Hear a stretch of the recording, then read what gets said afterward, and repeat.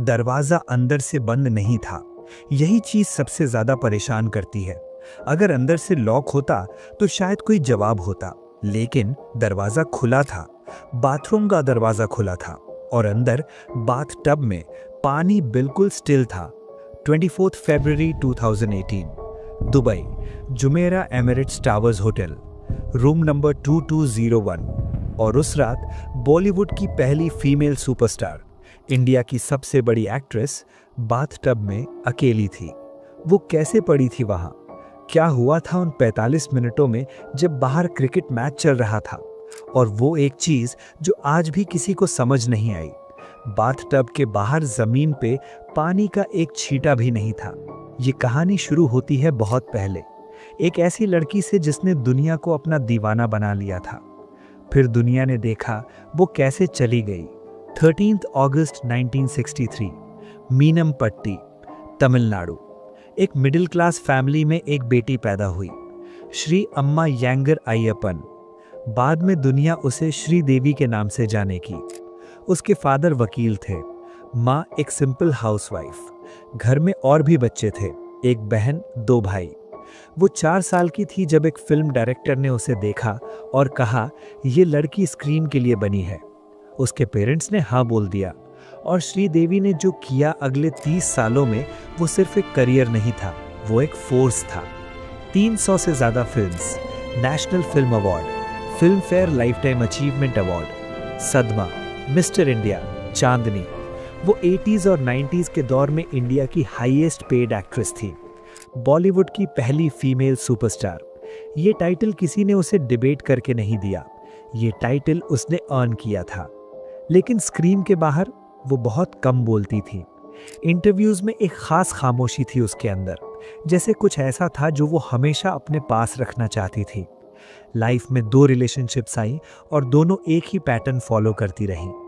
दोनों बार वो किसी और की औरत बन गई। पहले मिथुन चक्रवर्ती के साथ एक रूमर्ड कोर्ट मैरिज, लेकिन मिथुन पहले से शादीशुदा थे। फिर बोनी कपूर के साथ एक और स्टोरी, और बोनी भी पहले से शादीशुदा थे।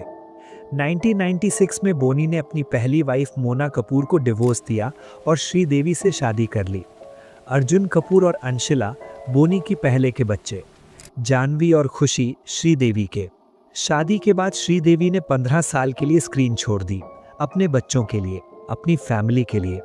और 15 साल बाद जब वो वापस आई इंग्लिश विंग्लिश और मॉम के साथ, शायद वो सबसे स्ट्रांग वो कभी भी थी। मॉम के लिए उसे बेस्ट एक्ट्रेस अवार्ड मिला। 3 नई फिल्म साइन हो चुकी थी, फ्यूचर ब्राइट था। इसीलिए जब 18 फरवरी 2018 को वो दुबई गई तो ये एक नॉर्मल ट्रिप लगती थी। उसके नेफ्यू मोहित मारवा की शादी थी, रास अल खाइमा, यूएई में। एक ग्रैंड डेस्टिनेशन वेडिंग, इंडिया के top businessman, Bollywood superstars. Sridevi अपनी बेटी खुशी के साथ गई, बोली भी वहां थे। सब कुछ एक टिपिकल अमीर बॉलीवुड शादी जैसा था। 20 और 21 फरवरी को वेडिंग सेरेमनी हुई और उस वेडिंग में जो भी लोग वहां थे उनके सोशल मीडिया पे फोटोज हैं आज भी। श्रीदेवी की भी फोटोज हैं। वो खुश दिख रही थी, बहुत खुश। जानवी का 21st बर्थडे आ रहा था। श्रीदेवी शॉपिंग करना चाहती थी तो उसने डिसाइड किया कुछ दिन और रुक जाती हूँ। बोनी और खुशी इंडिया वापस चले गए। श्रीदेवी ने चेक इन किया जुमेरा एमिरेट्स टावर्स होटल में, रूम नंबर 2201। एक full sweet, living room, bedroom, bathroom. शाम को अकेले। 22 फरवरी, 23 फरवरी, 2 दिन वो कभी बाहर नहीं गई। सीसीटीवी फुटेज में एक बार भी नहीं पकड़ी गई रूम का दरवाजा खोलते हुए। शॉपिंग नहीं की, बहन से नहीं मिली, बस रूम में रही अकेले। और यही चीज, ये 2 दिन की खामोशी, वो पहली चीज है जो समझ नहीं आती। बोनी कपूर इंडिया वापस पहुंचे, सीधा लखनऊ गए।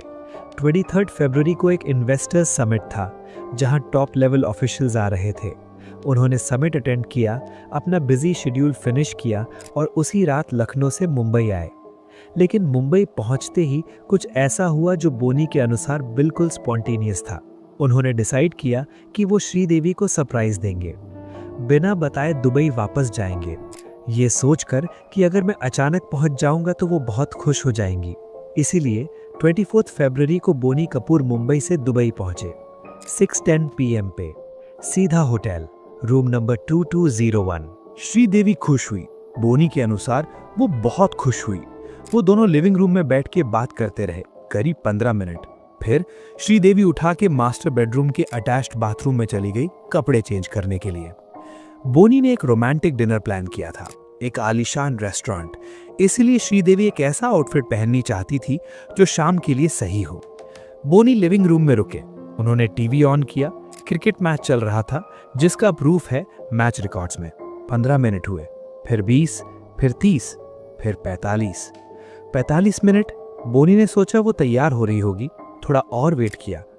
फिर उन्होंने लिविंग रूम के फोन से बाथरूम में कॉल किया। 2 बार बेल बजी, कोई जवाब नहीं। उन्होंने आवाज लगाई, कोई जवाब नहीं। इसीलिए वो उठ के बाथरूम डोर के पास गए और 2 बार नॉक किया, कोई जवाब नहीं। बोनी ने दरवाजा खोला। उनके अनुसार वो पहले से अनलॉक था और अंदर बाथ टब में श्रीदेवी का सर और पैर दोनों पानी के नीचे थे। वो बेहोश थी या कुछ और, बोनी समझ नहीं पाए। और यहाँ पहला सवाल आता है, वो सवाल जो आज भी कुछ लोगों को चैन से सोने नहीं देता। जब बोनी कपूर ने वो मंजर देखा तो उन्होंने सबसे पहले पुलिस को कॉल नहीं किया, डॉक्टर को नहीं। उन्होंने कॉल किया अपने एक दोस्त को। वो दोस्त उस वक्त उसी होटल में था। इंपॉर्टेंट डिटेल याद रखना। वो आया और उसके बाद होटल स्टाफ को बुलाया गया। स्टाफ ने डॉक्टर को कांटेक्ट किया और जब डॉक्टर पहुंचा तब तक बहुत वक्त गुजर चुका था। डॉक्टर ने अनाउंस किया, कार्डियक अरेस्ट। श्रीदेवी अब हमारे साथ नहीं है। रात के करीब 10 बजे पुलिस और फॉरेंसिक टीम पहुंची। हाई प्रोफाइल केस था। इन्वेस्टिगेशन शुरू हुई और तब शुरू हुआ एक ऐसा दौर जिसने पूरी इंडिया को हिला के रख दिया। क्योंकि पहले कार्डियक अरेस्ट बोला गया, फिर ड्राउनिंग, फिर अल्कोहल, फिर कॉन्स्पिरेसी, फिर एक्सीडेंट। एक वर्ड के साथ स्टोरी पलट रही थी। बोनी के अगेंस्ट लोग ये बोल रहे थे, अगर तुम्हारे हाथ में कुछ नहीं था तो पुलिस को पहले कॉल क्यों नहीं किया? दोस्त को क्यों बुलाया? क्या तुम सीन को कंट्रोल करना चाहते थे? क्या कोई और बात थी जिसे बाहर नहीं आने देना था? लेकिन जो बोनी के साथ थे वो कहते, पैनिक की हालत में आदमी सोचता नहीं। पहला इंपल्स होता है किसी भरोसे वाले को बुलाना। क्रिमिनल नहीं होता ये इंसान होता है। दोनों साइड्स के पास अपनी अपनी लॉजिक थी। दोनों साइड्स के पास अपना अपना जवाब था और दोनों साइड्स के पास एक ही चीज नहीं थी, प्रूफ। डेथ 24 सैटरडे को हुई थी, 25 संडे था। दुबई में सब गवर्नमेंट डिपार्टमेंट्स बंद थे, इसीलिए पोस्टमार्टम एक दिन डिले हो गया। और उस एक दिन में इंडिया में जितनी थ्योरीज आई वो गिनने वाले नहीं थे। प्लास्टिक सर्जरी की वजह से डेथ, मर्डर, कवर अप, सब कुछ। एक दिन की खामोशी ने पूरे केस को एक अलग डायरेक्शन दे दी। 26 फरवरी मंडे ऑटोप्सी रिपोर्ट आई और रिपोर्ट ने यह कहा, कार्डियक अरेस्ट नहीं, ड्राउनिंग, एक्सीडेंटल ड्राउनिंग। श्रीदेवी ने मरने से पहले काफी अल्कोहल कंज्यूम किया था। उनके बॉडी में अल्कोहल के ट्रेसेस मिले, इसीलिए ये थ्योरी आई कि वो इंटॉक्सिकेटेड थी, होश नहीं था और बाथ टब में डूब के उनकी मौत हुई। एक सेकंड के लिए, सिर्फ एक सेकंड के लिए लगता था कि अब सब क्लियर है। कार्डियक अरेस्ट गलत था, ड्राउनिंग सही है, अल्कोहल था, एक्सीडेंट था, केस सॉल्व्ड। लेकिन फिर एक चीज याद आई, पे ऑफ। एक्ट 2 में प्लान किया था। 2 दिन बाहर नहीं गई, 2 पूरे दिन वो रूम में रही थी और कोई नहीं जानता क्या करती रही। किसी ने उन्हें बाहर नहीं देखा, कोई कॉल लॉग नहीं, कोई सीसीटीवी फुटेज नहीं रूम से बाहर। रूम सर्विस के रिकॉर्ड्स अब तक पब्लिक नहीं। और फिर वो एक चीज जो सबसे ज्यादा डिस्टर्बिंग है। अगर कोई अल्कोहल के नीचे डूब रहा है तो भी बॉडी एक इंस्टिंक्ट से स्ट्रगल करती है। नाक में पानी आए तो सीधा उठेगा आदमी। बहुत कम लोग हैं जो बिना स्ट्रगल के डूब जाते हैं। लेकिन बाथ टब के बाहर जमीन पे पानी का एक भी छींटा नहीं था। कोई स्ट्रगल का निशान नहीं, बिल्कुल स्टिल, बिल्कुल क्वाइट, जैसे कुछ हुआ ही नहीं। केस दुबई पुलिस से ट्रांसफर हुआ दुबई पब्लिक प्रोसिक्यूशन DPP के पास। इनकी जिम्मेदारी थी प्रॉपर इन्वेस्टिगेशन और इन्वेस्टिगेशन के दौरान डॉक्टर से पूछताछ हुई। वो डॉक्टर जो पहले कार्डियक अरेस्ट बोल चुका था, अब वो बयान डिफेंड करना था। बोनी कपूर का वही बयान था, सेम स्टेटमेंट जो उन्होंने पुलिस को दिया। मुझे ये बात इसीलिए एम्फसाइज करनी पड़ी क्योंकि कुछ लोग इसका अलग मतलब निकालते हैं। कुछ लोग कहते हैं ये सब रिहर्स्ड लगता था, लेकिन दोनों थ्योरीज के पास अपना अपना वेट है। 3 दिन से ज्यादा हो गए थे। डीपीपी ने बॉडी रिलीज करने से मना कर दिया, जांच पूरी नहीं हुई थी।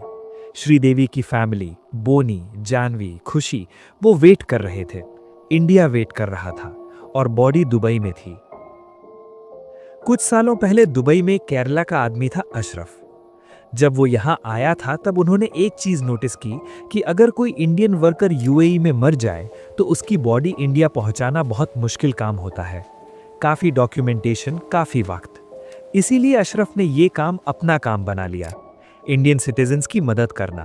पहले लोकल लोग आते थे, फिर नाम फैलता गया।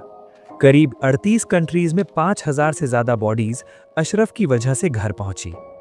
श्रीदेवी की फैमिली ने भी अशरफ से ही मदद ली। 27 फरवरी 2018 को दुबई अथॉरिटीज ने फाइनल वर्डिक्ट दिया।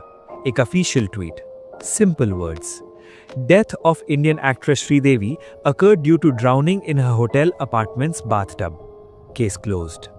एक्सीडेंटल ड्राउनिंग, बॉडी रिलीज की गई। उसी रात 27 फरवरी की रात श्रीदेवी की बॉडी दुबई से मुंबई आई। 28 फरवरी को उनके लास्ट राइट्स हुए। बॉलीवुड के सेलिब्रिटीज, दोस्त, हजारों फैंस जो सिर्फ एक बार, आखिरी बार उन्हें देखना चाहते थे। वो एक्ट्रेस जिसने 300 से ज्यादा फिल्म्स की, जो 4 साल की उम्र में स्क्रीन पे आई, जो 15 साल घरों में रही सिर्फ अपने बच्चों के लिए, और जो वापस आई तो फिर से लेजेंड बन गई। डीपीपी ने केस क्लोज किया सूटेबल एविडेंस के साथ। एक्सीडेंटल ड्राउनिंग, वो ऑफिशियल ट्रूथ है। लेकिन इंडिया में काफी लोग आज भी इस वर्डिक्ट से मुतमईन नहीं है। दूसरा पोस्टमार्टम मांगा गया, कभी नहीं मिला। बोनी कपूर का वो पहला कॉल, दोस्त को, पुलिस को नहीं, आज भी कुछ लोगों के लिए एक खुला सवाल है। और वो 2 दिन, 22 और 23 फरवरी, जब श्रीदेवी रूम से बाहर नहीं आई, किसी से नहीं मिली, सीसीटीवी में नहीं आई, वो 2 दिन क्या थे? वो क्या कर रही थी? क्या वो ठीक थी?